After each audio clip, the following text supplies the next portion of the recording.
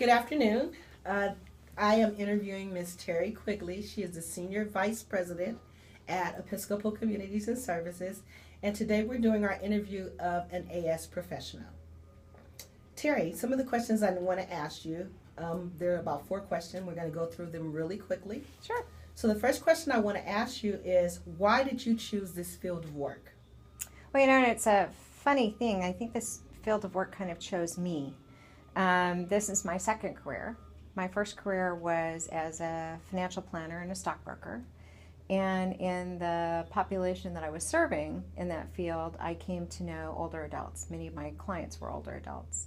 And came to know them and the challenges that they were facing and the life challenges that they were struggling with. And it was compelling enough that I decided to go back to graduate school and get a master's degree in social work. So as soon as I went down that path, I knew that it was older adults that I wanted to work with. I didn't entirely know in what capacity. I certainly didn't entirely see myself in this particular role, but I absolutely knew that this was a population I wanted to work with. And so I feel a little like the field chose me. Certainly that population chose me in some really wonderful sort of way. That's a great answer. What do you like or dislike about this work? What I like about it is the easy part, is the people.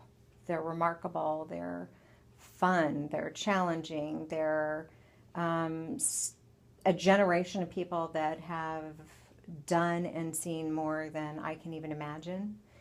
I also like the problem solving, the thinking on your feet, the level of innovation that the industry is going through, particularly right now in technology and how services are going to be delivered, how we're going to get reimbursed for them. I love that every day is different. You never know what you're going to encounter in terms of a new challenge, a new experience, a new situation, because we're dealing with people. And so, as I say, oftentimes if you do everything right, things are going to go wrong. And so how do you anticipate and manage and respond to those challenges every day? So that's what I love about it. I think the thing that is most challenging to me on any given day about this industry is some of the regulations and the regulatory agencies that we deal with. They make it very difficult sometimes to care for that resident, that client, in the way that we would like to the standard that we would like to, with the flexibility that we need to be able to do that. And so they're slow to change, they're slow to respond. Regulations move at kind of a glacial speed. So that probably is my most frustrating piece of this puzzle. Great. So looking back over your career, what would you say you would do differently? It's a really interesting question. And I think I wish, if I had a wish, it would have been that I started sooner. Although the first part of my career has been very helpful to me, looking at having not grown up in this industry, if you will, has also been an asset to me, because I look at things maybe with a different view than people who've always been in the industry. But I wish that I'd had the opportunity to do more, learn more earlier in my career than when you find what you want to do finally in the middle of your life instead of the beginning of your life. You always kind of wish you'd had the opportunity to start sooner. But, at the end of the day, all the pieces that bring you here are important. So great. What do you see as the future of aging service management? I think that aging services and management in aging services in particular has huge opportunity for a whole variety of reasons. We all know that our population is getting older, that the boomers are going to move into retirement years very soon, that life expectancies are getting longer.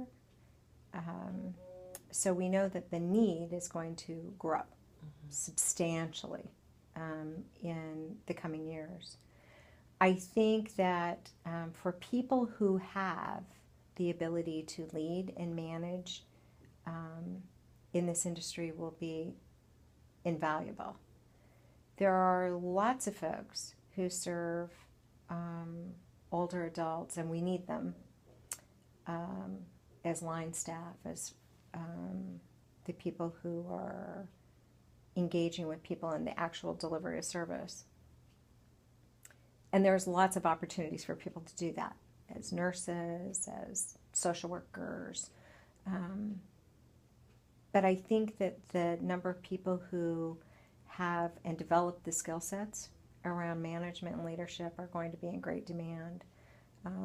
Being able to balance that service and that human component with the hard skills around budgeting, financial responsibility, leadership, innovation, all those things I think is going to become more important. I also think that we're facing a time in this industry where we have a huge group of people who have grown up in the field, who've worked in the field for a long time and are now retiring. And so it's going to leave a significant void in leadership and in management as we move forward. So I think that the opportunities are going to be plentiful as it relates to aging services and management for all those reasons. Great. Thank you so very much for your time, Terry. It was a pleasure. It was a pleasure, and I enjoyed talking to you. Thanks so much. Thank you.